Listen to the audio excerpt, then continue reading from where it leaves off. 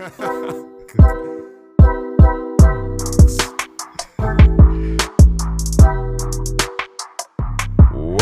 to the TriniTechcast. This is episode number 98, and you are listening to us all the way from the 19th of January 2025. And you're also hearing my co-host, Dog, who's decided to bark as soon as we started recording. All the time we talking in the background, all the time. Pre-show, talking. As soon as we press record, Murphy again, boy, Murphy again. All right, so my name is Mr. Charles from makeITsimpleTT, and my co-host is Mr. Akeem there from Redbit_Tech, fresh off the TikTok ban, back on, happy that he has TikTok still. I opened up TikTok the other day and see a comment. I was like, hey, look at that. For somebody who post a video in, I don't know, 2 months, to see a comment, I was like, wow. Yeah, I got a DM the other day too, but I don't check it that often, so it was kind of late. So the person probably. Then a man asked me, tell me I'm missing in action. I was like, oh, I have a fan. Look at you. DM man say, hey, everything good? Yeah, I find you missing in action, and I was like, yes, Christmas, vacation, Yeah. But I didn't explain to. And then he asked me. He said, okay, then I was like, should I tell him more, boy? I was like, yeah, doing more work with the podcast because TikTok not fun anymore. And then I just kind of leave it there. Yeah. I don't know if that same man has listened to the podcast, but yeah. That basically it. We didn't really plan to talk about TikTok in the actual rundown today. But all I will say is Americans weird. Yeah, like I was looking at, I guess we talking about it a little bit. I was looking at it last week where they started flock to, what do you call it, Red Note? Red Note and another Chinese one too. I can't remember the other name of the Chinese one, but Red Note is one of the major ones there. Yeah, and they were experiencing culture shock. It's like, wow, China, like looking at the buildings and the infrastructure and the way of life. Yeah. And they saying to themselves, oh, wow. And they coming with their stupid dancing thing. High Red Note and doing all kind of weird things. Yeah, so in the back of my mind, it's like your government shut down TikTok because they claim it's a Chinese spying app. But you're going straight directly to the Chinese spying app. I think they do it for spite. I don't know. It was like a movement, but they didn't move by me. But so you didn't download it to see what it's about and see. Look, when it had some trainees, I was in a WhatsApp group and they was discussing, and some of them were distraught that they were going to lose TikTok. Distraught. No, but we were going to lose it though. Yeah, well, apparently they thought that I say no. All are gonna happen is they probably just won't see your favorite US creators, and they'd be like, "What do you think I was watch?" I was like, I don't know, the British, maybe? I don't know. So, the distraughtness because of, ignorance, not understanding, that kind of thing. It was just like, all right, cool. But back because of politics, and we'll just leave it right there. So, I had a okay week. Technically wise, I think I solved a router problem with Wi-Fi in school.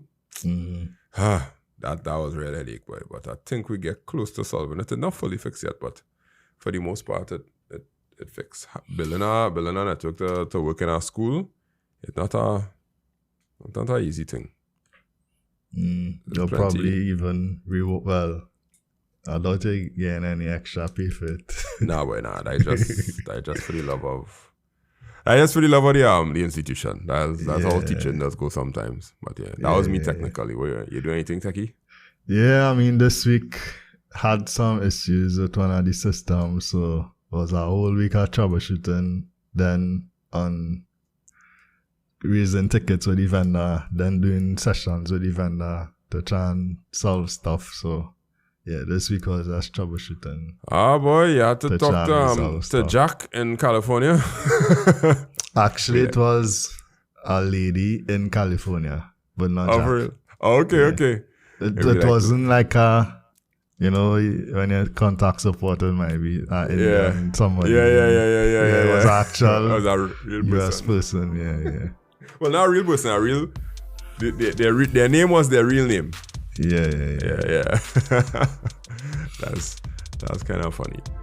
All right, on today's show, we are covering this is episode 98. Did I tell you all that? Yes, I told you all that. Episode 100 is coming very soon. We have some new things coming up for y'all to celebrate the 100th episode, and we getting there slowly. All right, wait, we don't count tourists. That is a very legitimate question because we will talk about that immigration form again. And we will see how we'll hear some first-hand stories from some people who may have traveled recently. Work from home, what it actually looks like, because there is an article with a credit union, I believe, that goes in depth in how they use work from home. And I think we will get some insight into what the consultants who are working with the government may be thinking about if they were to implement it. And the last thing is SpaceX litters the sky. Caribbean Airlines flights get delayed, lots of flights got delayed, and we have to kind of think about, okay, this space exploration thing is cool, but there may be some ramifications for this this advancement that we may not be grasping fully. So, especially for people in the Caribbean, but we'll talk about it a little more. After this break, we'll come back with a story, which is the ministry is creating a system to count carnival visitors. Wow. Well, you probably made it this far in the podcast. That means you probably like technology a lot and like to at least hear us talk about technology. And that also means you may know somebody or somebody who knows somebody or somebody who knows somebody who knows somebody who wants a website built or an app built or some sort of technology integrated in their business. If you want to help them out, you could send them to makeITsimpleTT, send them to us. And we have business services that range from building websites to building apps to invoicing systems to ensuring that technology is used in your company, to installation of routers, buying things online. So you can check us out, 308-8799. You can check our services out, or you can go to makeITsimpleTT.com and see some of the things that we've done and maybe give a recommendation to our website built or something like that. Back to the podcast. Let me start off with you now. You come back from the cold recently, and what happened with the form filling out thing? Yes, I mean, while I was on the flight, normally, like when you know, within the first hour or two, they come and bring the forms, the departure forms, the arrival forms. Yeah, the immigration forms, yeah. Yeah, the immigration forms, and like, see halfway of the flight went, and then we landed, and no forms. In my mind, I was thinking, wait now, there's performance. they implement the online system already. I was like, okay. Right. And like, and little moments on the plane, other people thinking the same. So now that we reached by immigration, they have all the forms lying out on our counter. Well, when I was on a small little counter, and everybody had to fill out the forms right before you go and talk to immigration, and it didn't really have nowhere to press. You had to use your passport. You had to, I see people pressing on people back. So, and I mean, I hear people cussing too. Yeah, that's so to me, very upset for you. Yeah, and that was like 1 o'clock in the morning. You had to stand up and fill out this form. And you see that form and the departure form. I really hate filling out that form. I don't know why, but I hate filling it out. And when you're traveling with your family, you have to do it 3 times. Boy, everybody hate filling out that thing, boy.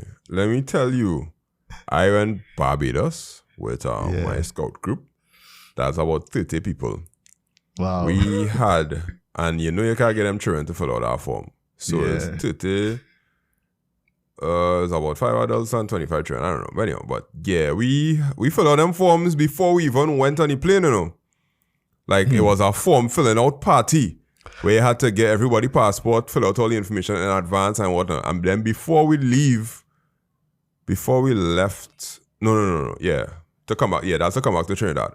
When it was to go to Barbados, however, you had to just go on this website and put all the information in, and it automatically came up on the on their Barbados system. So I was filling it out online on my phone. So as soon as we land in the airport, I think I'd put in a SIM and to get data. So as soon as I land there and the SIM switch over and I get data, I fill out everybody information while the plane landed and taxied to where it needed to go. Yeah, fill out everything, and then when we reached to the counter, I just told them the name of the person, and they saw the information there, and we went through. I only had 2 that I didn't go through, but I think that was just a data problem. But that thing that you tell me about, where people had to be writing on other people's back and all them kind of thing, and that form so small and stupid, and if your name too long, it can't fit on all them kind of thing. In 2025. Yeah, that is a problem. So this story here, the ministry created a system to count carnival visitors for TNT. So this article real short, so I'll read through most of it, right? Because the Ministry of Tourism, Culture and Arts has worked closely with the Ministries of National Security and Digital Transformation in last year to create a system that will capture and calculate members of the diaspora visiting TNT. Basically tourists, right? It was announced by Acting Permanent Secretary Vidish Miraj using the Joint Select Committee and Forum. One of the things we realize is that it's lacking is really data on diaspora. It's a little unfortunate that the data we get does not capture the diaspora. Miraj said the ministry's decision came after the data collected by the CSO, Central Statistical Office, through the Immigration Division of National Security did not capture information on members of the diaspora.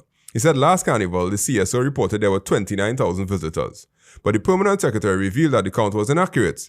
When we went to the Immigration Division and we looked at all the forms in terms of persons that are residents abroad, you had a further 12,000 persons coming in for that carnival period.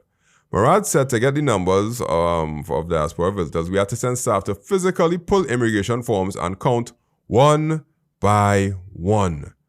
I just going on pause there for 2 reasons. 29,000 people alone does come for carnival. What my thing is, like, they were actually surprised that the count was inaccurate, and 2, them having to count it one by one. How else you just count them forms? Like, we have this joke that they'll take them forms and just throw them in a box after, because nobody gonna take that data and input it into a database. Like, because that is even more torture work. For you to take every single one of those forms and do data entry to put if there's somebody work, how you feel CSO does get the data? Somebody had to record something somewhere for it to be analyzed. All right, so you feel they entering all of the data on the form, or they just looking for nationality? Probably not every single thing, but somebody had to, and it had to reach CSO for them to do the whatever somehow, so that somebody had to be going through them forms to check something. And somebody who was going through all the forms was doing one in, one out. Like, I'll put in this one, I'll put in that one, put in this one, put in that. Nah, I ain't putting in that box there, we'll do that tomorrow. When they come back, the box are there. Oh, shucks, yeah. So 12,000 forms or 12,000 people were unaccounted for. That is visitors, eh? So that's not even counting the actual residents that came in and out of the country. That is madness. It's not 2025-esque, it's not 2024-esque, it's not even 2015-esque. Like, that is 90s, in the 90s. Yeah, it's literally manual counting of people that come into the country, which is like what you used to do when people come off a ship. You look at the manifest and then you have to write out the names of the people that are on the manifest and check everybody that come off. It's almost like that. Which I don't think we should be anywhere close to proud of. That. No, I'm proud. I ashamed. You should be ashamed now. Because you say we're in 2025 and you're looking at CSO and whatever, right? So all that CSO data, not just last year, but for the past in the existence, not accurate. Not accurate, yeah, correct, yeah. Like this proves that every single thing that they have with respect to people that come in and out of the country, you can't trust it. Yeah. And that's a national security issue though. But they probably have let me tell you who have the information. The airlines and them had the information. The airlines and them will have the information because all of that stuff is digital. They scan in passports and they have all of that drama. But immigration doesn't, because the actual information because immigration doesn't scan your passport. Immigration scans collects a piece of paper. Right? And you have to put your passport I number on mean, it, and they usually have a computer in front of them, so I wonder what they're looking at there. You know, what kind of information immigration. Yeah, and they usually have a computer in front of them. Okay, yes, they will get your passport and they will. Yes, you are correct. You are correct. There's a difference between what I thinking about is I thinking about the boarding pass section of it and then the immigration part of it. They do take your passport and they do scan the machinery passport to check to see if you pass. Yes, that's true. So how the number wrong? No, it's probably what. Okay, so the first counter that you pass by, right, where you have to, you can't use your cell phone, you can't whatever. Do you give them your passport to pass? What are you talking about? You talking about leaving or coming in? Coming to Trinidad, yeah, because it's not leaving that we're worried about. It's coming to Trinidad. Coming in, you only go. That's when you go up to the where you talk to the immigration officers. You don't have like a first thing. It's just that one area. And you have to give them the. Yep. Do you have to give them? I think it's give them your passport and I'm not sure. It's either the form. You just give them the and forms. there's a rip-off piece of it, and okay. So they don't you don't give them your passport when you're coming back in. Because nationals supposed to just go straight through. But it's non-nationals you have to check. Or something like that. Yeah. Yeah, so how the number wrong? They scanning passports. You're not sure. I don't know. I really, it was like a couple of weeks ago, but I really can't remember what happened in that process. Well, I know for sure, like if you go to another country, when you're not a national, you have to go, you have to show them your passport, they have to check to see who you are, XYZ, and then they'll let you pass through. If you are a national, I believe that they will check your passport also to make sure that you are a national. So how come they don't have a number in the database? What answer that question is what data be looking at in front of the computer? Is it just a database to verify people information, or is it actually linked to the airline information? And like I say, it's just verification. Why it can't be verification and like you're counting people as well. So clearly it's probably not maybe just like some type of verification. No, there's no way a human being or a company gonna build our software and not have a count inside of it. Like so what would count plus is just that easy to put in the code. And all you have to do is count every time you scan a passport from Jamaica, count. Every time you scan a passport from Trinidad, count. Somewhere that data has to be there. You can't tell me that they scanning passports and they ain't counting which country you come from.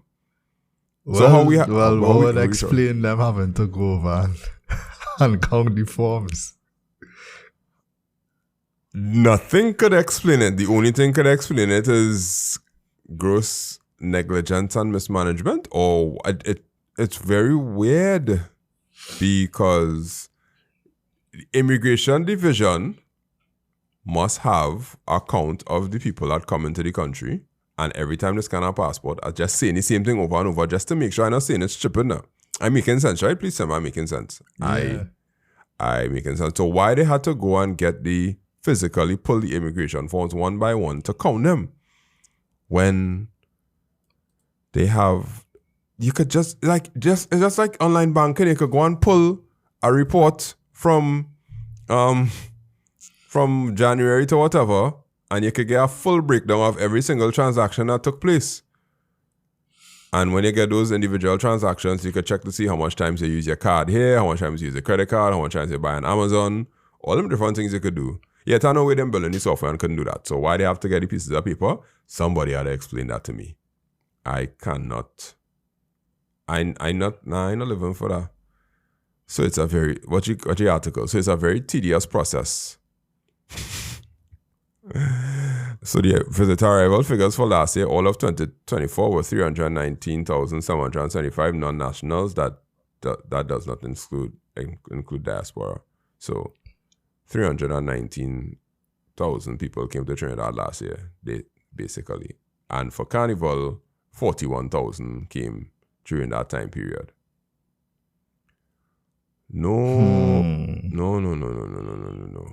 No.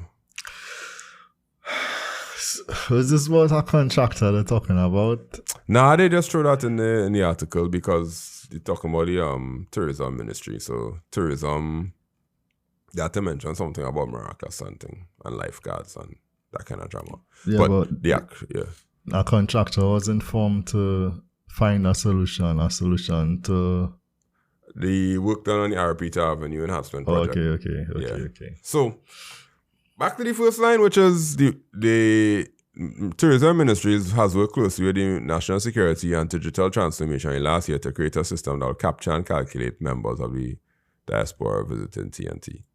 So they do have a system in place. Like the count of passports that pass through is not there. I wonder what. Yeah.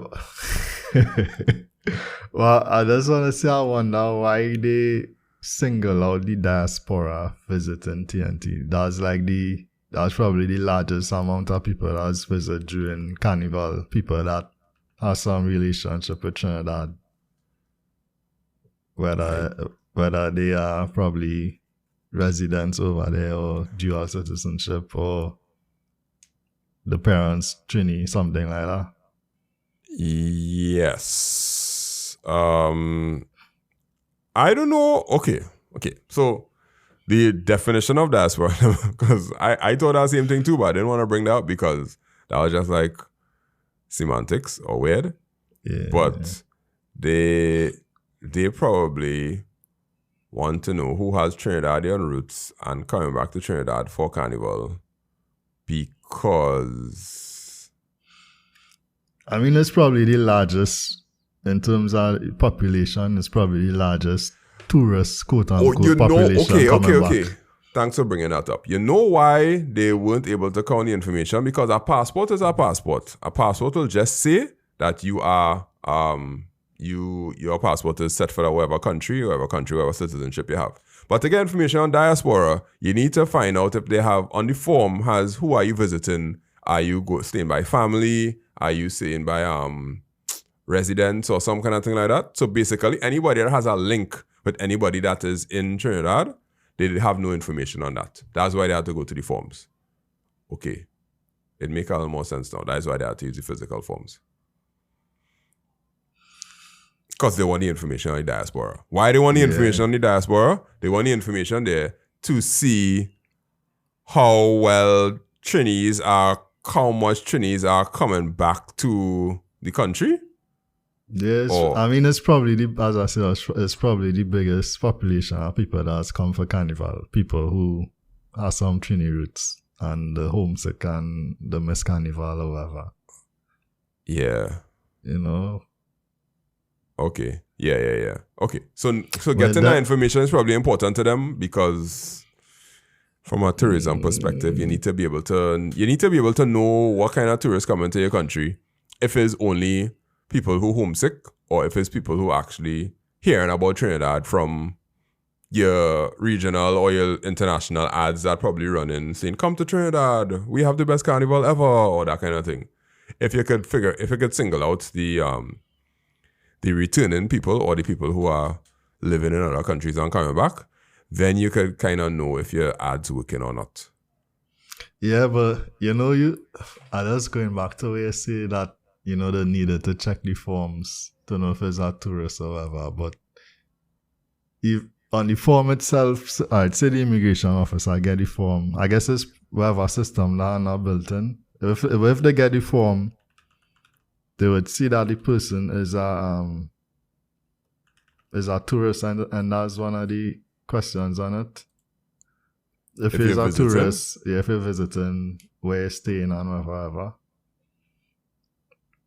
Yeah.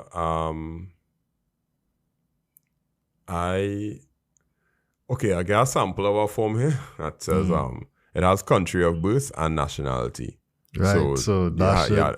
If you put in your country of birth, that means you came from Trinidad, but you came back. Yeah. So the form does have that capability. Yeah, it's probably, well, if they have a system, that system probably don't capture that information. Correct. Yes, because this information only going on that physical form. That information not So going I in mean, any you know, what computer. would solve this problem and not try to do some kind of siloed system where you're just looking at diaspora people. Put this form online. You'll capture all that information.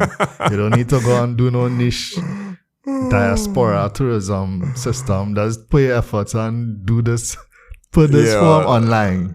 Yeah, Right? Capture we'll get into, right? Capture all your data there. You could report off of that.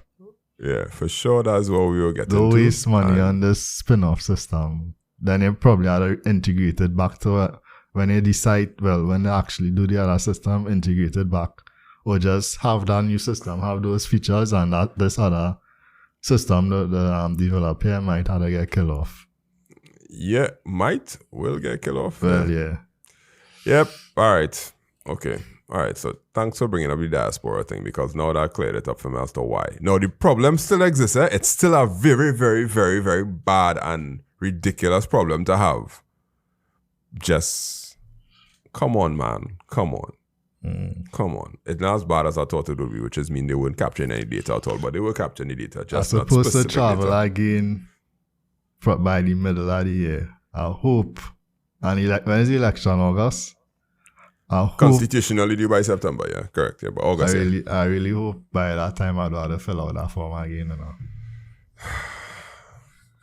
Yeah, so I'll stop there. I real good. Let you go on to the next story now, because work from home seems to be getting some legs in Trinidad. So let me talk about that. We'll be back after the break.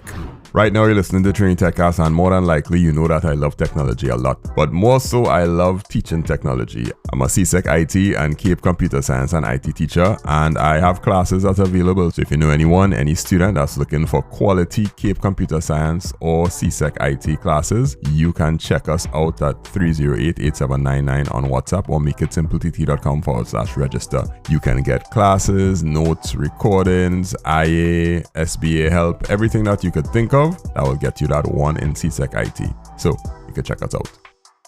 Back to the podcast. So this next article that we have is a very long one, and it goes through a lot of things, but I'm really not going through the first part of it, which is a listing of all of the benefits of work from home, which was done by economist Dr.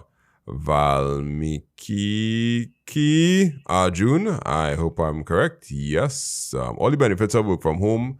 Yeah, traffic congestion, employees working in best time, and internet and them sort of things. Here's one thing that he said. While national internet penetration is high, disparities in access and speed, particularly in rural areas, pose a major hurdle. This digital divide must be addressed to fully realize the potential of remote work. Additionally, handling sensitive information outside controlled office environments increases data risks, especially for employees. Cybersecurity systems are compromised. Furthermore, the lack of face-to-face interaction can lead to communication gaps and weaken team dynamics. That was a cool sentence. The only thing I do like about it is internet penetration is high. I don't think so. I think mobile data penetration is high, but actual internet to homes, there are real places that don't have wired internet. They might be using Green Dot or forced to use Starlink. Mobile data, however, yeah, almost everybody have the ability to get data on their phone because of our cellular networks. There's hardly anybody, because most people I know or most people I hear about that have internet problems, they just use data and say, well, that's the only internet I have. Why I know that is because from teaching online classes, a few times as bunks up students that say, yes, I am data. That's why I can't do this or can't do that or whatnot, because they be using their phone as a hotspot because there's only a data plan, because they're in a new, what's called this thing? Gated community or some sort of development, and nobody run wires for them yet.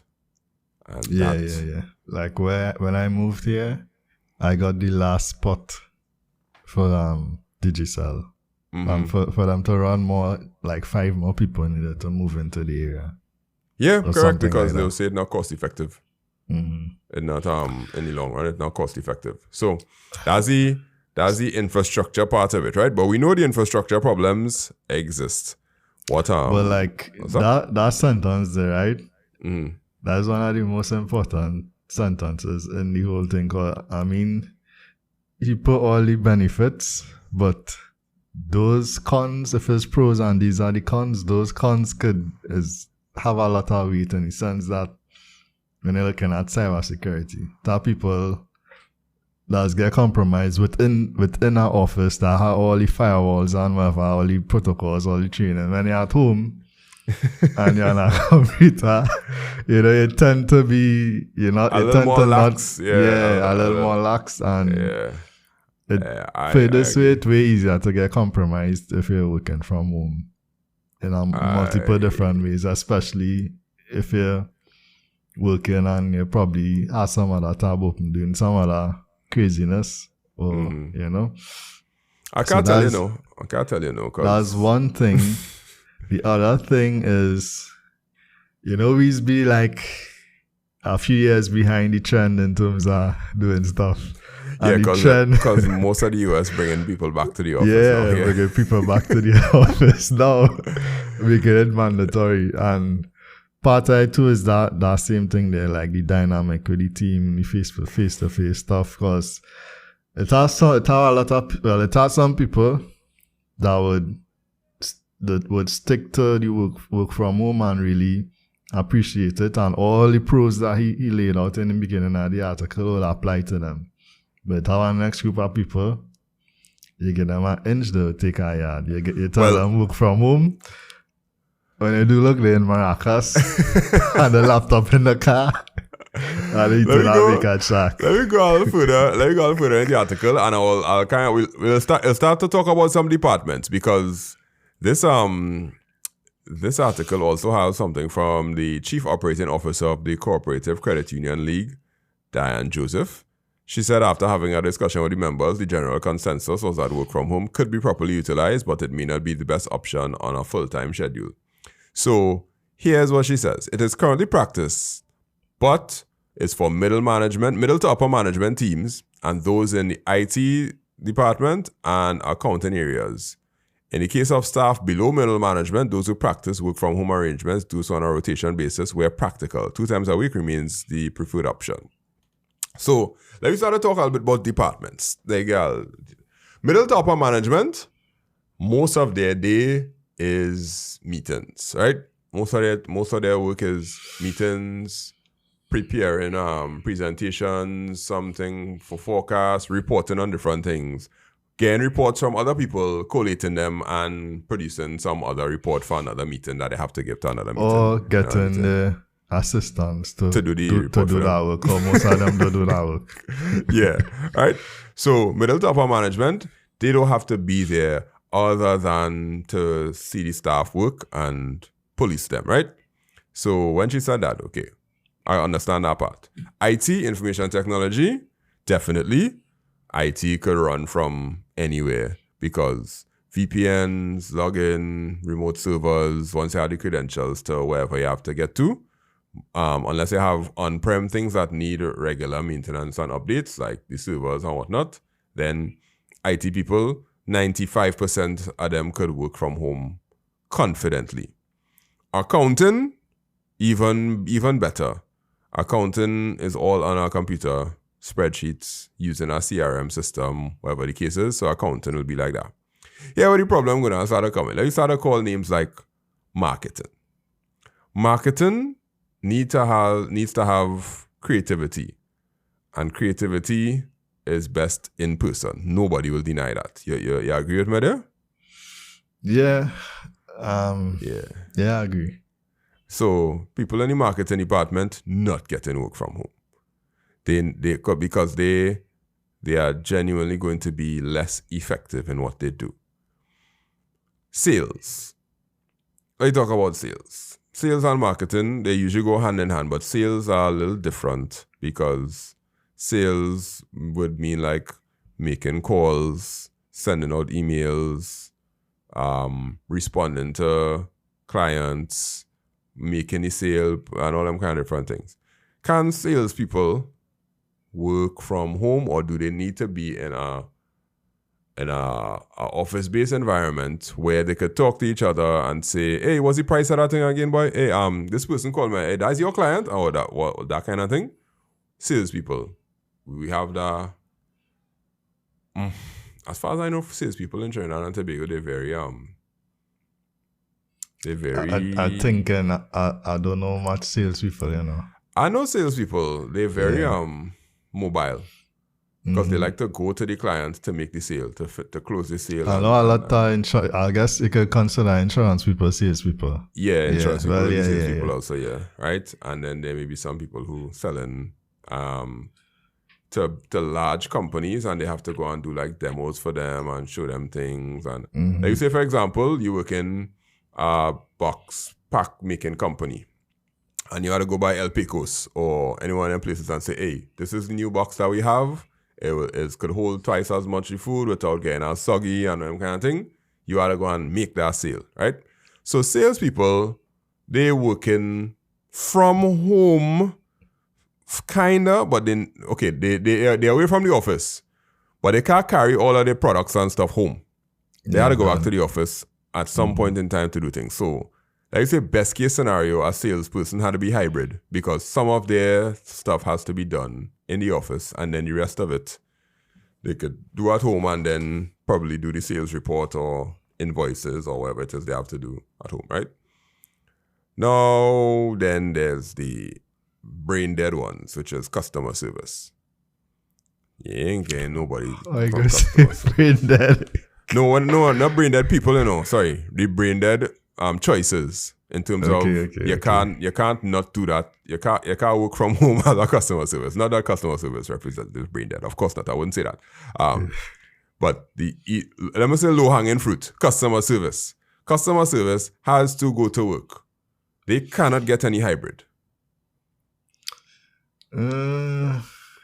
They can't, like if it's a call center type thing, you could do that work from home. Nah, boy. Here why I disagree with that, right? Yeah. If you're in the call center, you ever hear them say, hold on 1 second, I need to speak to my manager? Or hold on 1 second, my supervisor, I need to check that for you? Yeah, you ought to be right there.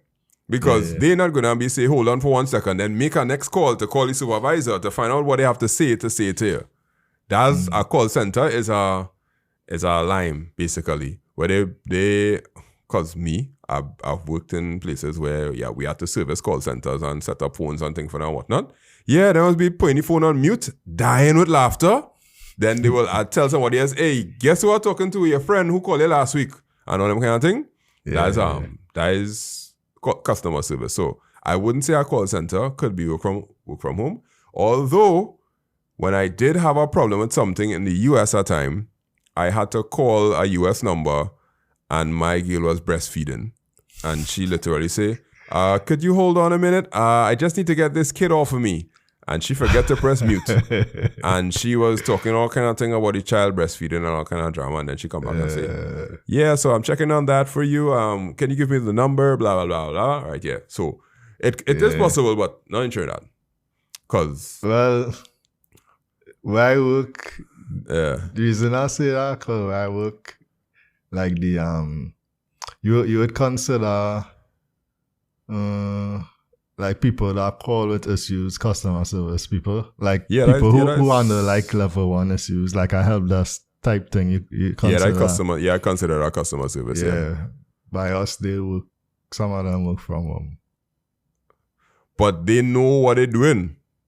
Yeah, well, for the most part. Well, when I say they know what they're doing, they know how to solve a technical problem and probably share screens and whatever it is they have to do. Yeah, Zoom call with the person. And share screen. Okay. So that is help desk. Okay. I understand what you're saying when you ask me if I consider it customer service. No, I don't think that's customer service. Okay. I think that's a help desk. Help desk is a different category. Help desk, you could work from home because you have been trained to deal with a problem and you know how to deal with it because you have technical skills. Customer service is a customer has a problem, you know the basic things a customer needs, but when they need to escalate, you had to talk to somebody. So you had to be close to them, or you can't tell them I'll call you back. I'll put it this way, right? Yeah. Like you say, you running your own business, you're not working for nobody, right? You running your own business. I want them people come to work. I was here. I mean, I will let some like after a while, if I'm now starting off and now getting to know the people, and I will everybody come to. But after a while, when you probably see the dynamics of the team and see who could probably handle certain things, they might give a little leeway. Let me give you a real example. Yeah.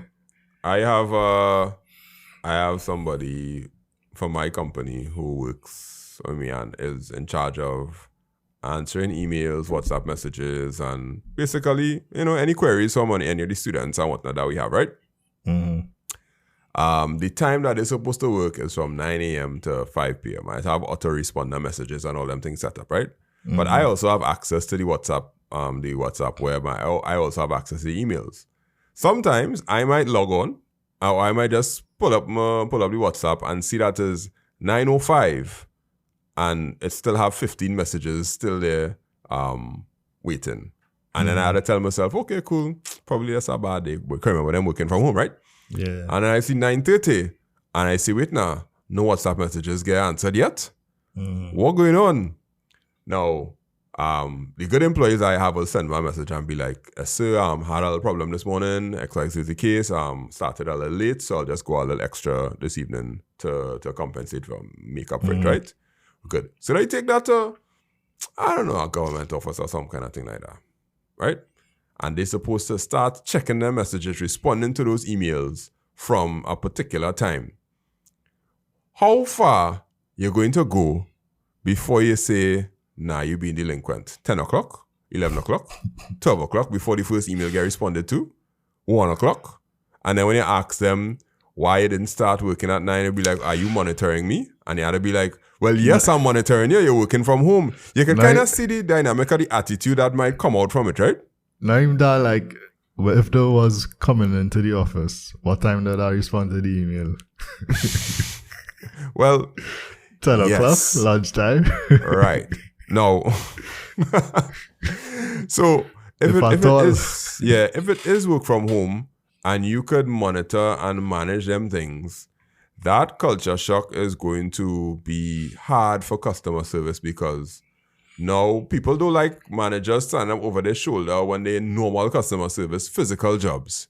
Now when you in customer service, work from home, dang, gonna work out too well. So customer service for sure. There's no way I letting them, if I were in the government service, there's no way them getting to work from home. To say, well, okay, you want WhatsApp duty today, or you want email duty today, you could stay home and deal with that, and then you come and you actually work the counter tomorrow. Nope, everybody come. Because it just, customer service is not the lowest level, but the level that you will have the most disgruntled workers, because nobody actually wanted that job. It's like a beginner job now for in that case. So therefore, it will stand to believe that when they work from home with that, they'll be like, yeah, I don't want to do this. I'm not too sure. So enough of all that, right? Here, next part in the story, the article. So it's the same credit union situation we're talking about. It says, when asked whether she believes the general population is technologically literate enough for work from home, she said the general consensus is that young people have a better grasp of the technological aspects of their jobs. However, many members of the population still lack the necessary competencies and skill sets to manage the technical side of work on their own, she believes. This means, therefore, that programs must be designed to upskill our members and citizens if this system is to be effective. So, we know this, but what are you going to do about the 55-year-old dude that says, no, I not going to use this computer to do my work? And this is the flip side now. Well, come to the office. What? Right. So if he come to the office, right, and everybody else working from home, you're going to have a major difficulty of cultures and information and data and all that kind of things, because everybody else that are working from home and doing what they have to do have to wait on Jack, who is going in the office to do it physically and manually, and he don't know how to get it into the system because Jack ain't trying to do the computer based thing. I never think about it. Yeah. If you had a job like that to begin with that didn't require a computer, he probably can't work from home. You know, so let's say he has a job that requires a computer, but the hurdle he have is, I don't know, probably using a VPN to log in and follow the right protocols. That might be the hurdle. In that case, as she said, training could get over, could solve that. But that's going to frustrate the other people in the department because they want to do their work a lot faster and they want to work, but you need to go to the office to work with Jack to get the job done. So, all right, let's say, for example, is entering data onto a spreadsheet, right, to do some calculations. Everybody in the department could do it from home, but Jack can't do it from home. And Jack's part is contingent on you getting your part done, is contingent on Jack getting his job done. Wednesday, you finish your part, but Jack ain't finish his part. That means you had to go to work Thursday. And you had to sit down with Jack and be like, all right, Jack, here to do. Put this here, put that there, click that there, ting, whatever the case, boom. And then you run your macro Thursday afternoon at 3 p.m. and everything done, ready for the report for Friday. That's a hurdle I didn't think about when you have mixed competencies when it comes to IT, because your work from home could get sabotaged because somebody else can't.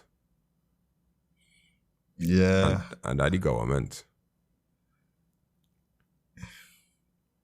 Yeah, I mean, I don't know yourself. Something like that, you have to work around him, find a way to work around him.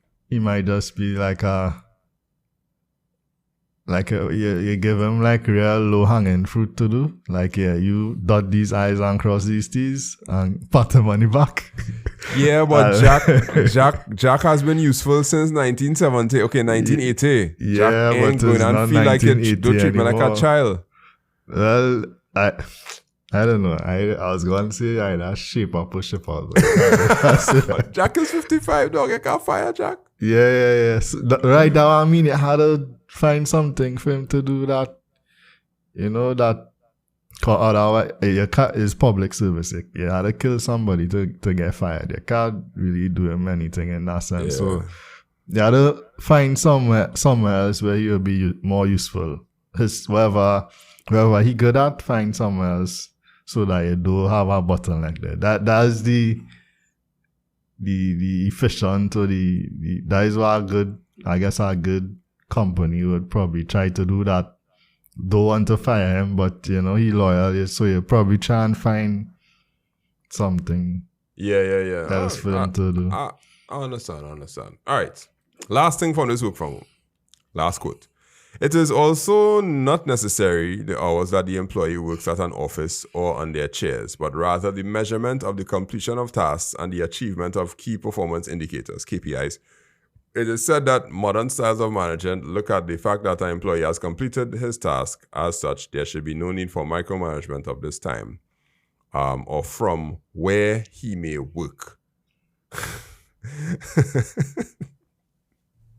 Now, if it's a task-based job, then yes, you could measure it and you could say, okay, these were the things that you had to do. You got them done. I have no problem. But here's the issue that our older generation's going to have. I hear you was on Maracas on Friday. And then we're like, well, yeah, because I finished my work. And yeah, but that was on work time. We're like, no, I working from home. I finished my work. You give me all the things they asked me to do. I got it done and I submitted it. Yeah, but you can't go to the, no, I paying you to go to the beach. And then you'll be like, no, you're paying me to do my work. And I did my work.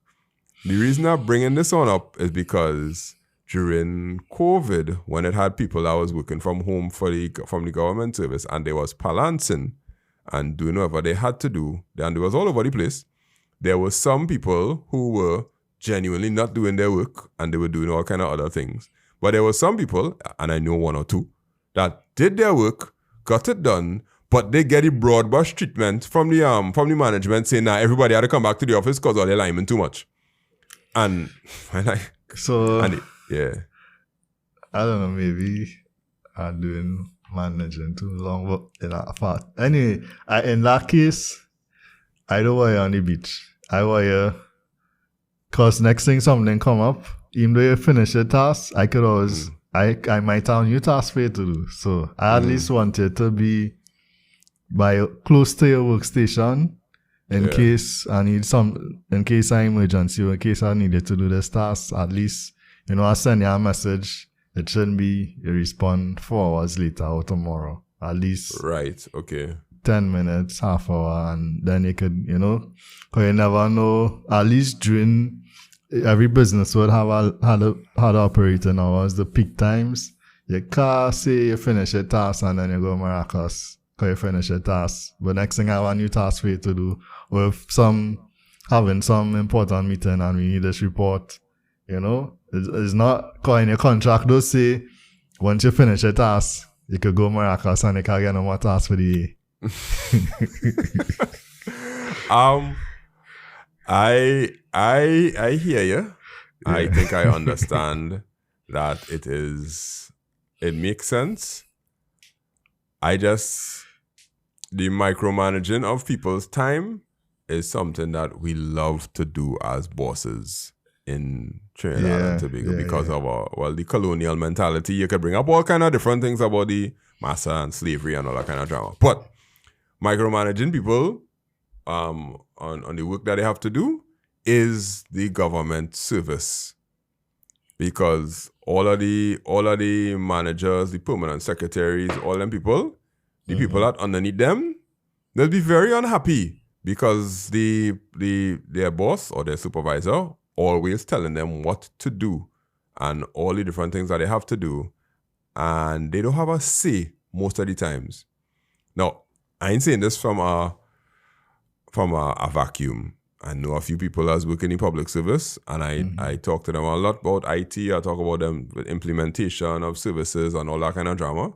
And they usually say their managers are very staunch in the way that things are supposed to be done. And when you do it a different way, or you tell them this is not the protocol, or you say, I have this suggestion about how we could do it better or whatnot, nothing working out. So when I switch to work from home, that micromanagement from during work from home will be quite frustrating, because I wouldn't go Maracas, right?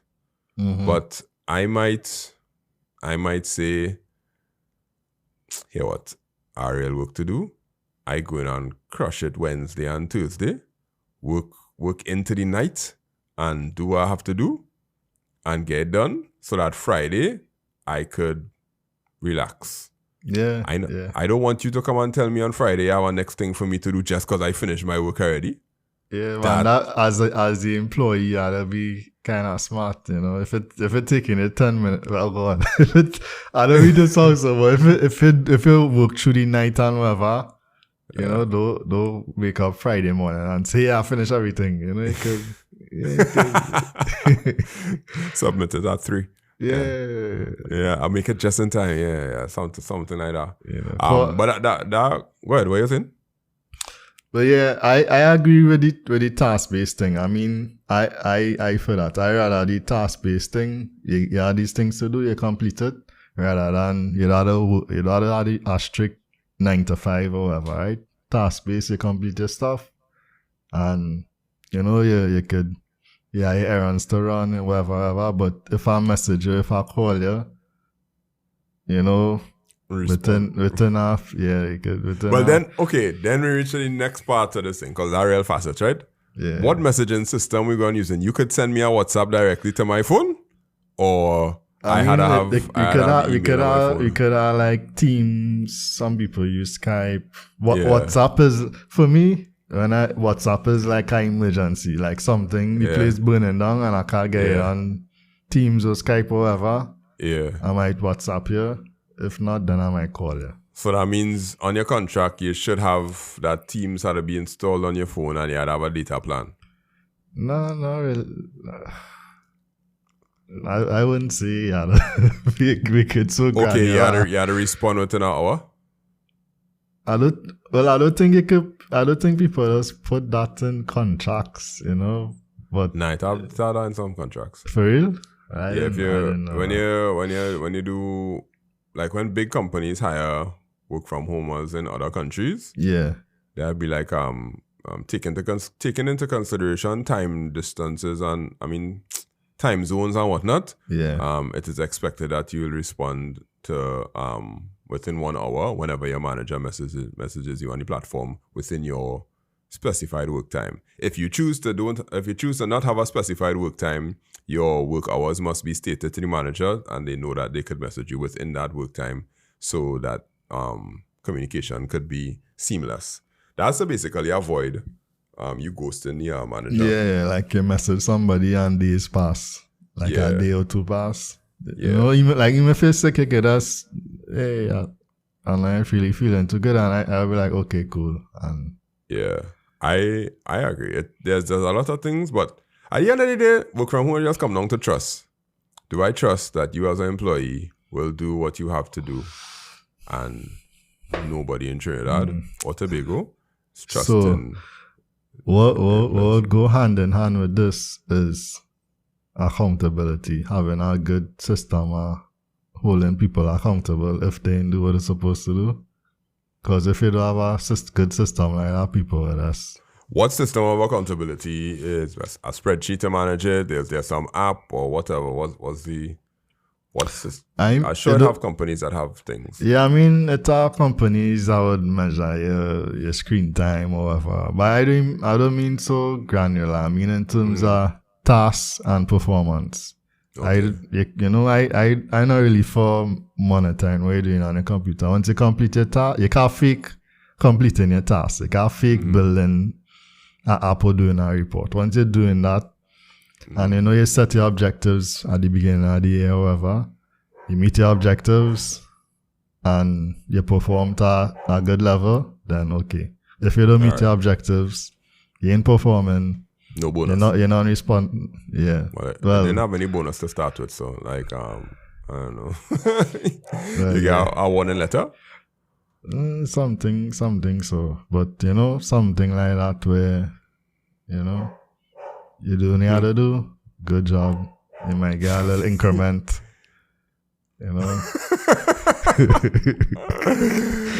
All right, we're gonna see how that goes. But I'm glad this article was written.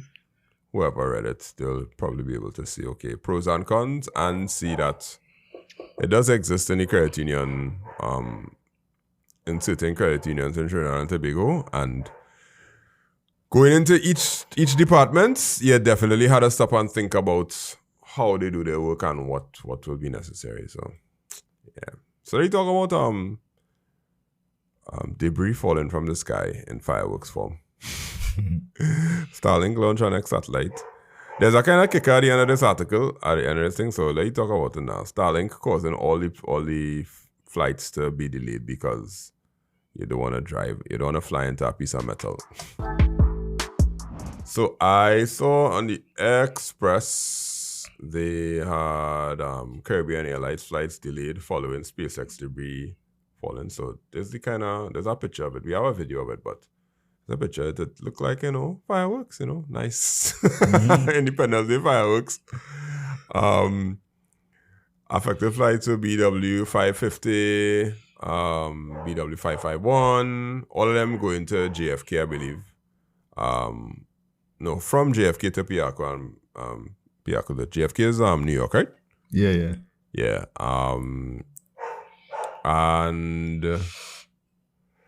Yeah. So what happened is SpaceX is testing out a rocket that could take a ship to space and that ship's supposed to fly to Mars eventually, right? Fly in space, essentially go to Mars. So they figure out one half of the problem, which is the booster rocket that has to carry it up to catch back that booster rocket so that they can attach a next spaceship to the top of it and send multiple spaceships over and over and over and over and not have to build over a new booster every single time. So that will carry up the amount of launches that they could do to every 3 months instead of every 9 months, because I think it's 9 months, yeah. Yeah, it takes a while to reach the Mars. Yeah. Not to reach the Mars. It takes a while to build over the booster rocket to Panex, because you gotta think of a spaceship as a two-part thing now. It has the spaceship on top and then the booster underneath.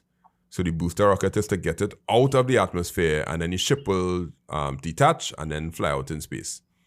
So they're testing this thing, and the part that actually broke up is the Starship, not the booster rocket. So let me watch a video and I'll kind of explain it as best as I could. I'll explain my viewpoint as best as I could.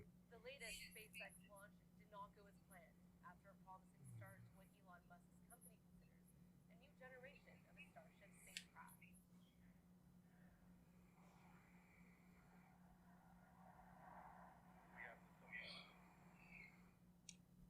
The unmanned rocket took off from southern Texas Thursday afternoon, the first of what the company hopes will be 25 test launches this year. But this spacecraft lost contact, disassembling midair. These scenes blazing through the sky in scattered pieces. SpaceX says it will review data to figure out what happened. However, SpaceX did successfully catch its super heavy booster back at its launch site.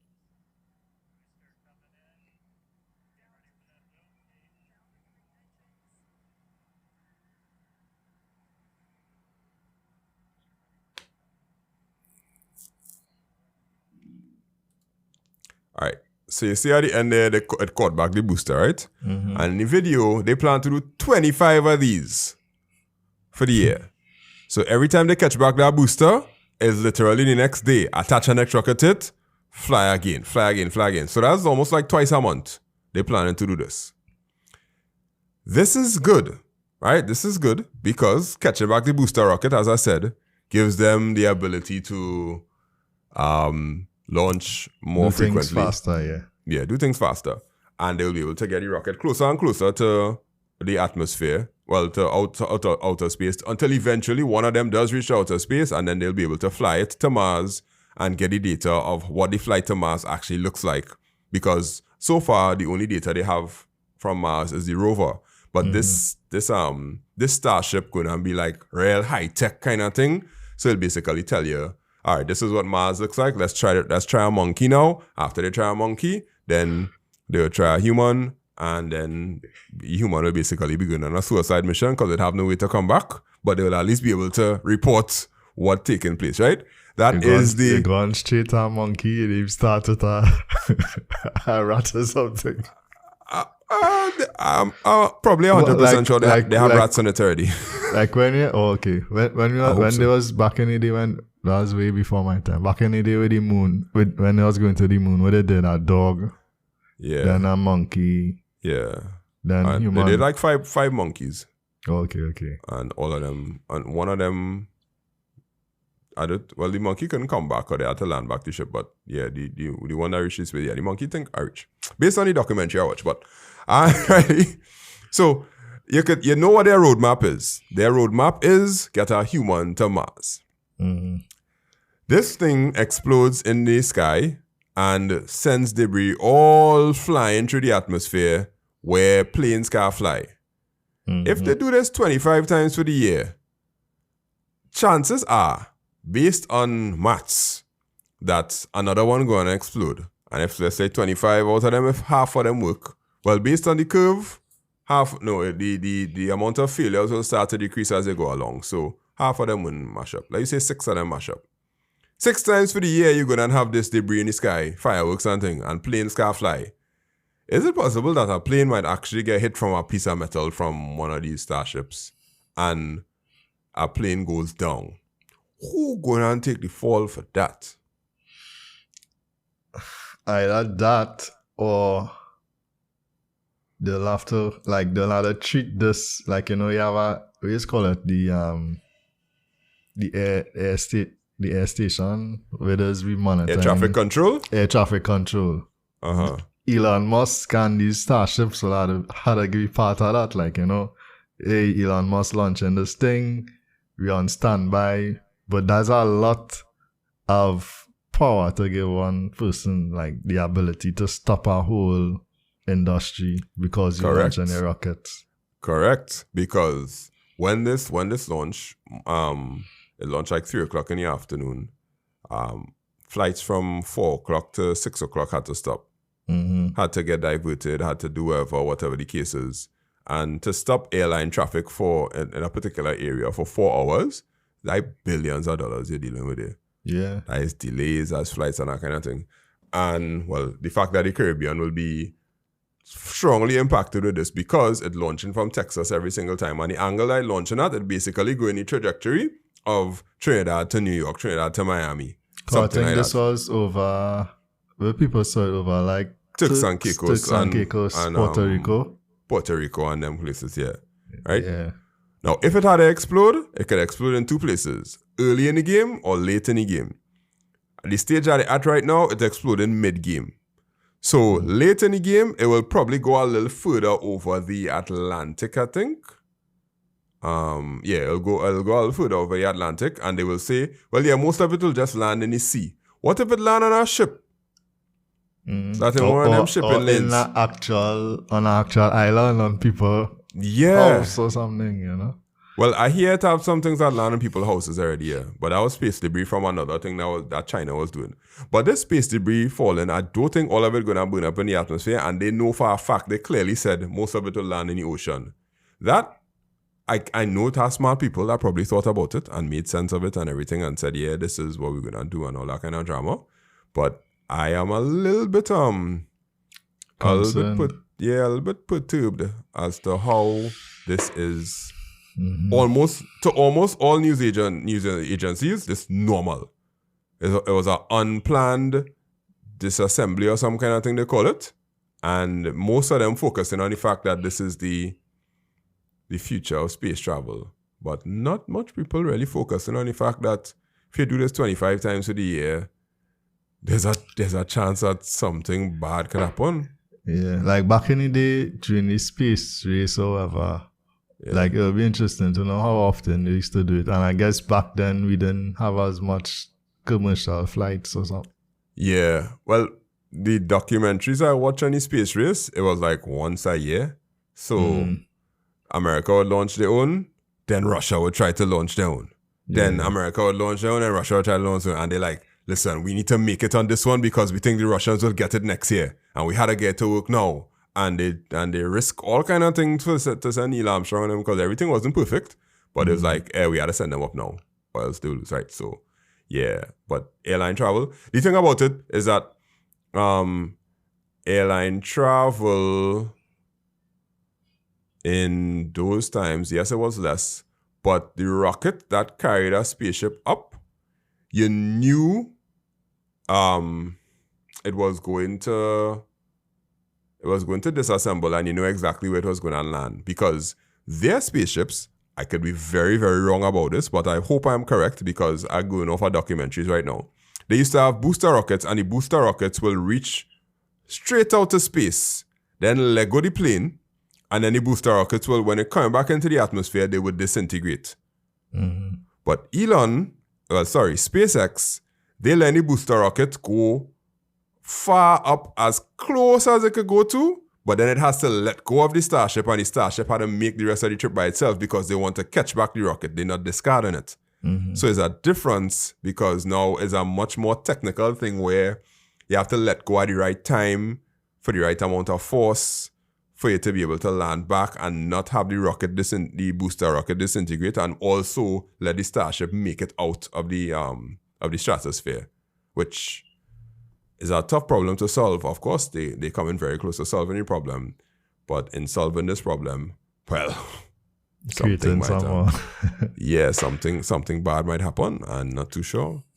Yeah. So that was what I wanted to kind of talk about, because Caribbean Airlines could have a delayed flight. This one could have a delayed flight. You could be flying through the sky and hear packs. And you're like, I'll make sure. Yeah. Like, did you anybody hear that? Yeah, that's just random space debris from the rockets that they launching all over the place. Yeah, nothing to worry about. Yeah, it'll be like part of, and turbulence will be like, yeah, that was just a space. You're having a SpaceX shower approaching. Yeah. SpaceX I'm shower. not sure. Yeah, that could be. Yeah, I ain't too lucky with it, but I guess the price of progress. I really want to see them launch the Starship and get to start to go to Mars and collect proper data other than the Mars rover. But I'm not too sure how I feel.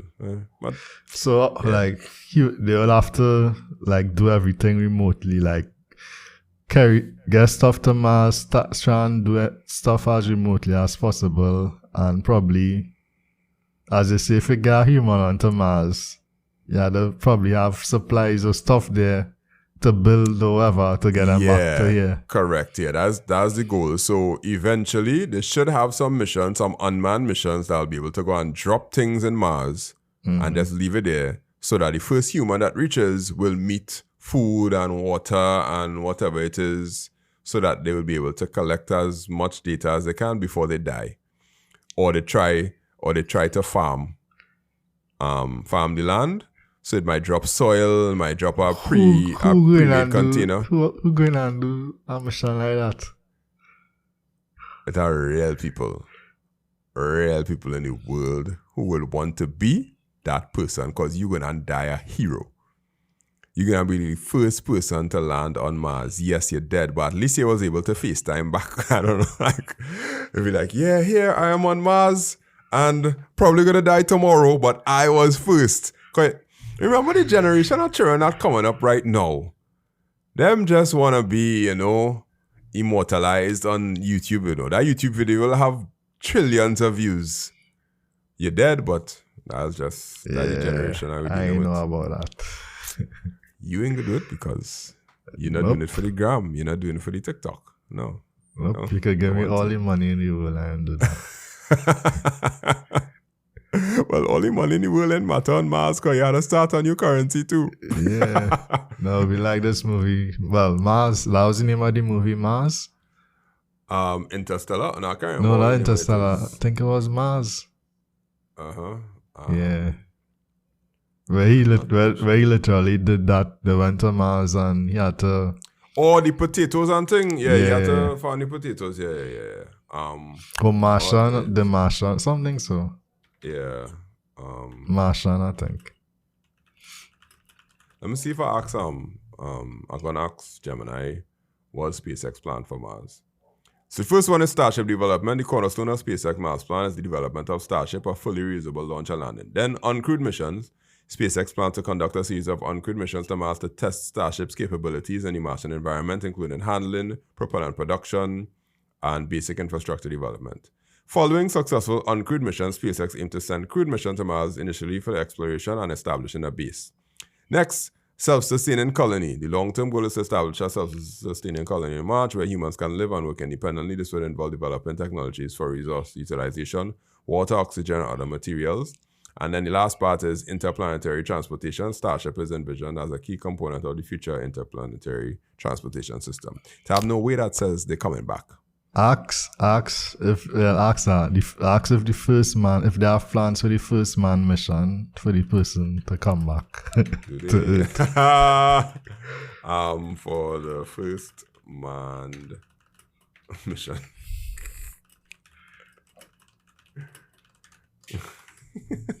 Let's see what they say. Yes, SpaceX Mars plan includes a crucial component, returning the crew from Mars to Earth. How is it envisioned? Starship reusability, refueling on Mars, and Earth return trajectory. So yes, they do have a plan for it. Yeah, you see, you are just being dark. That's our plan. Okay. Tell me, if they had to do 25 launches to leave Earth, how much launches they had to learn they had to do to leave Mars? Nah, you see, that's why they do. I was going to say that's why they're doing all this work now on Earth, but Mars is a whole different ballpark. Yes. You know? So, So the first person that go there is on a suicide mission. nah, look, they'll need they need to go with some way to sustain themselves for a couple of years. Right, yes, good. Okay, they'll have to sustain themselves for a couple of years. They had to build fuel. They had to build their own launch pad and all them kind of things. They had to build that on Mars and then use it to leave Mars's atmosphere. I would suspect they will build a lot of it on Earth as possible. So when they reach Mars, it might be to assemble. I mean, you'll have to be sending engineers over there. Yeah, that's exactly what we're saying. And unless you, as you say, they'll have like a real good. Not even possible to you'll have a delay in terms of communication. Yeah, like a live video call or whatever. I will say hello, and next 2 hours you'll get a message. 4 hours. The Mars rover does take 4 to 6 hours to send. So the car go live. The car do no Instagram live. Unless we figure out some form of communication that some type of quantum. Yeah, something. quantum computers could probably do that. Yeah. But then it's wavelengths too, eh? So you gotta be able to transmit. You gotta invent some new way. Yeah, maybe to capture light. That's not fiber optic. Or to communicate, yeah. Maybe that's what Neuralink gonna do. I don't know. And we're going too far, yeah. That's about it there for today, you know. Thank you very much for listening to us. Just to recap what we spoke about. We don't count the tourists in Trinidad and Tobago. No, the tourists, the diaspora. Yeah, which is the people who come to Trinidad, who work from Trinidad. People who work from home, what it looks like. We spoke about that in depth. And SpaceX litter in the sky and their journey to Mars. It was quite interesting and good and interesting conversations. That's why I like to talk to you, you know. It makes sense, you know, from time to time. All right, so we'll see you all next week. May have a surprise next week as we work our way up to the 100th episode of the podcast. Thank you very much for listening. Those of you all that made it to the end of 1 hour and 16 minutes of Trini Tech Talk. My name is Mr. Charles, Andre Charles from makeITsimpleTT. And this is my co-host who's going to tell you who he is now. Hakim there from Redbit_Tech and it's Trini Tech Cast. You're renaming the show. Why call it? Is it Trini Tech Talk? For real? Yeah. Maybe it could change. Let's see how let's not say that. Let's not do that. All right, Dolly, we're going there. So next week, it's up.